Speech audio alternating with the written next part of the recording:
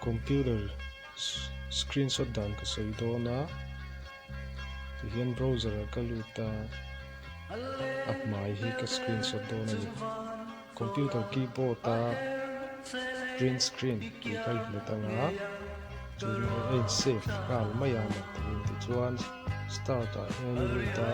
all program click nga chuan accessories quick learn ti hian lo langa paint ta hian na oma alo om do na ni thala chuan paint khai hi hanga tin alo lang ma om lawa test ti kha chung lama pa ni lo oma ihan click a oron test ta ni chuan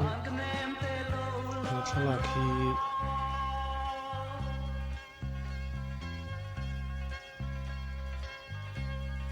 nakina du hun en thei tura an thei tura kan on tir don chuan kan save ang save ang ta ko ya save akhani luta ka yan ang save na to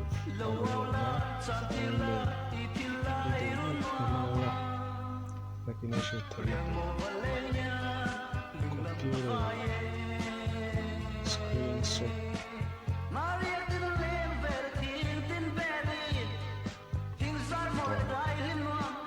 awesome tidak na pila zon le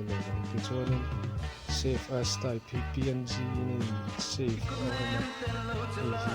jpg dialog support tam de lika phone at the point thei do na chon jpg kan da khoi kan da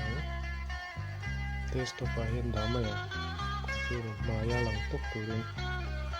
ang kan save a enough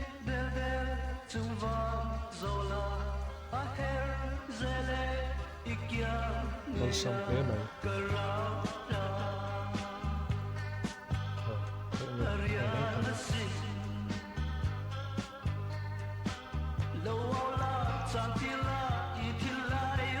te zong